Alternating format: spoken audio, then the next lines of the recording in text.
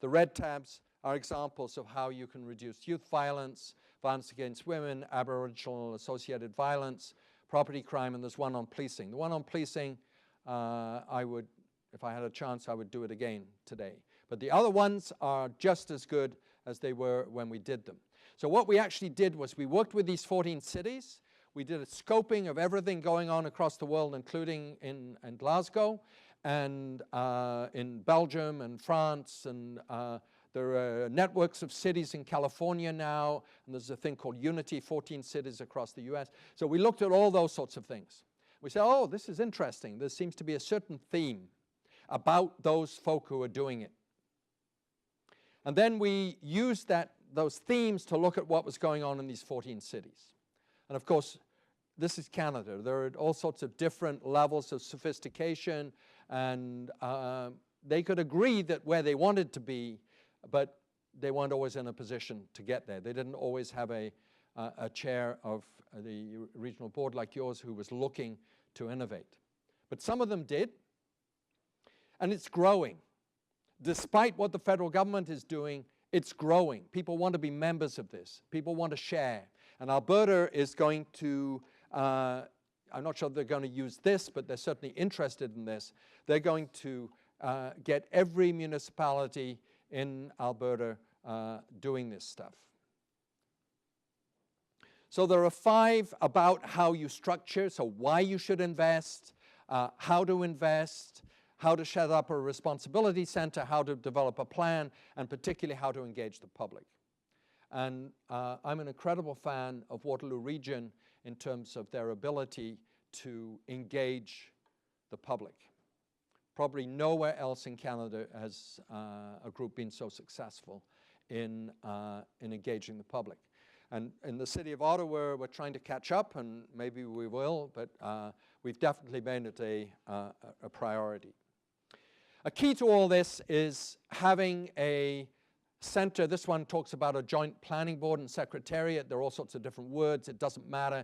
There's some group of people paid to do the diagnosis, to take Diana Wilson's stuff and to do it on a permanent basis and to turn it into actionable plans, to bring together these folk who don't normally want to work together, who live in silos, and help them work together. Not an easy task. But once you get them focused on outcomes, you can get there. And then helping implementation. They're not the people who do the stuff. That's the youth workers, the police, the women's, people working in women's areas and so on. But they follow implementation and they evaluate. Are we actually winning? Are we making progress? Did it get implemented? Many of the best crime prevention projects never got implemented, so you make sure they get implemented. And then you look for results, and the results are incredibly important. Were there less victims? Were there less serious victims? And you learn from that. So you're on a 3-year cycle. I think Waterloo is on a 3-year cycle. We're on a 5-year cycle in Ottawa. Thunder Bay's on a 3-year cycle. So you learn where it's not working quite as well as it might. I put in just something about Waterloo Region, and you just see one of their success stories, which is the shift in the investments in prevention. Now, Waterloo Region, I do not want to be seen as criticizing them because they're fantastic. And if you can get somebody as good as their person to work for you, and maybe you do have somebody as good as their person already working for you, and you need to keep them and pay them right. But I would like to see more evaluation in terms of outcomes, and I would like to see more of police-youth joint projects. I think they've got it a little bit around the gang thing, but I would like to see these permanent. So there's some things that could be improved on there. But if you can be as good as them, that's great. And you'd certainly be among the top 10 or 20 cities in the world. You've got to remember that many UK cities, not just Glasgow, Luton, Southampton, Liverpool, most Belgian cities, a number of French cities, and so on, Swedish cities. So there are quite a number of folk who are already doing these things, but always with a slightly different governmental structure.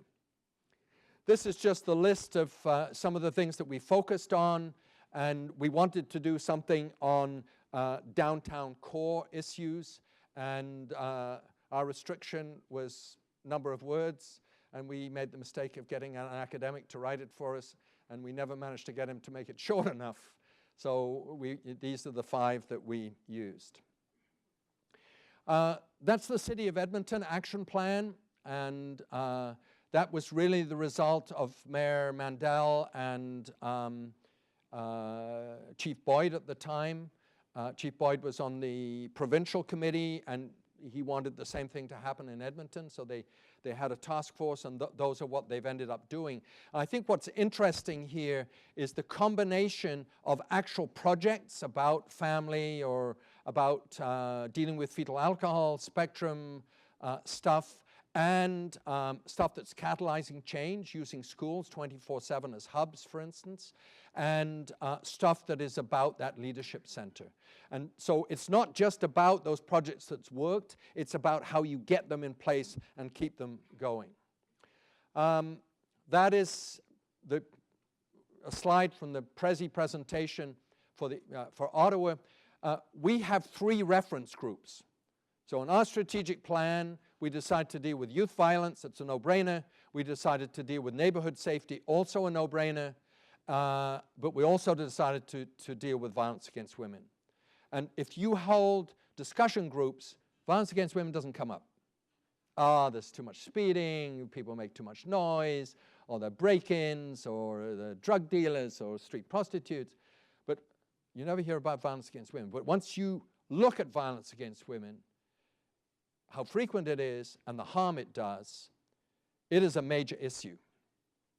And by the way, it's a major issue for women, but it's also a major issue because if you solve the problems of violence against women, you have a downstream effect of reducing the number of kids who witness violence or who are brought up by mothers who have suffered so much severe violence that they have difficulty in being good mothers. So there are lots of reasons for doing it.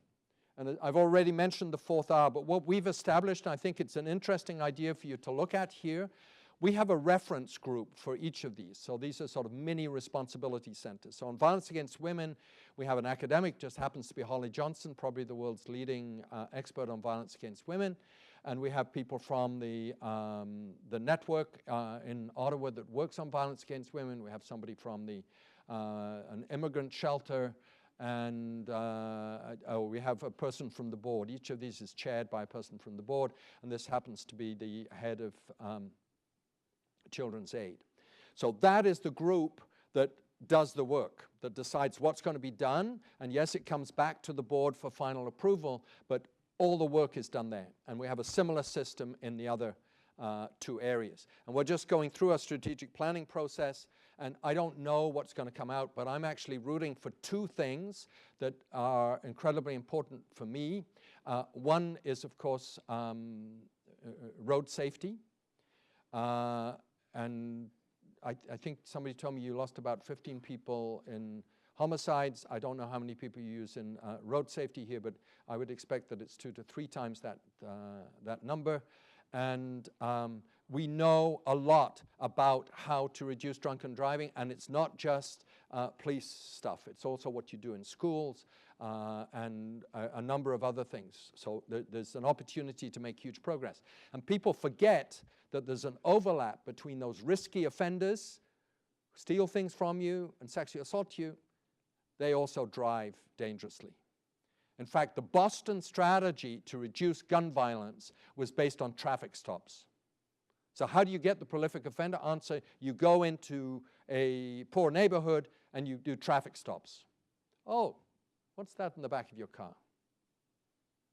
So, and we've never really understood this. Yeah, the folk like you and I who drink and drive and shouldn't, and yes, we need to get after those people who do it, but there is also a subgroup who are driving often uninsured cars in very bad condition dangerously. And I'm not sure if the Peel region used this, but it's used by many police agencies to catch the property guys. So I said two things. The other one is, of course, drugs. I was on the Ministers' Committee on Insight, and Ottawa actually has quite a significant area of drug stuff, and I think we can do a lot better than we've done up to now. So there are lots of ways of getting assistance other than having experts come and talk once you turn it into an action plan. And I think the municipal network is a very interesting group. There are NGOs, there are toolkits. I have a website where I blog, which would really just keep you up to date. It's looking at new things that are developing. So there's quite a lot available. And some of those toolkits are almost like guidelines. I think Dale will talk about franchising, and I think we're getting quite close to knowing the sorts of things that need to be done. It's incredibly important to persuade the federal government and the provincial governments to invest in municipal stuff. Alberta is going that way. In your report, sir, the prevention framework, it mentions municipal stuff, but maybe I missed it, but it didn't actually give any dollar amounts or anything specific. But we need to get Madeleine Mayer to realize that maybe in Peel Region you don't need help, but there are lots of other places that do need help. And a lot of this has to do with capacity and training, because it's a new game. This is not just sitting there waiting for the 911 call to come in. This is getting there before the harm is done.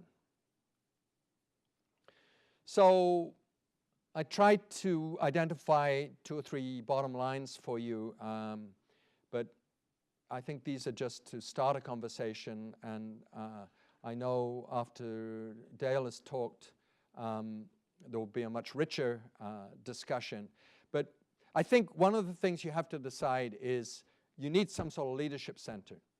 Now, I don't know whether it should be based in Mississauga, in Brampton, or in the region, but almost certainly you need something regionally, because you told me so many of the key agencies are regional. And that is the group that does the planning, the analysis, and the development, and keeps the politicians informed on what sorts of things they should be doing. And that has to be permanent.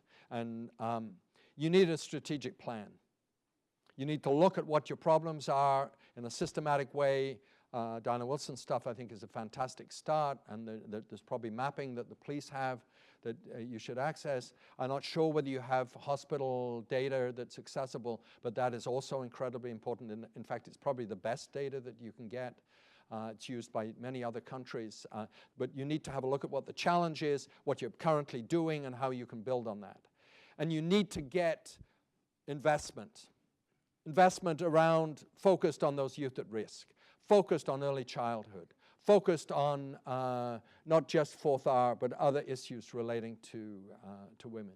You need to change the face of policing. I asked this morning a little bit about the victim response here, but the IACP has absolutely wonderful package on how to enhance law enforcement's response to victims. It's tested, it's got ways of surveying whether people are doing it, it provides the instruments, and we have to make that a priority, because until we get more people reporting, you may not want more reporting, but I want you to get more reporting, because then we're going to have a better idea of where the problems are. There's a cost to this, and we spent a lot of time talking about the cost, and we've basically come to 2 conclusions. One is that leadership center, responsibility center, you should invest roughly $1 per person in your region. That's how much it takes. Waterloo region has 10 people. Edmonton has about 10 people too. I think those are 2 reasonable examples. Thunder Bay has more violence than you. but is probably not as well off as you, and I think they should have put more in, but anyhow, they listened but didn't do it.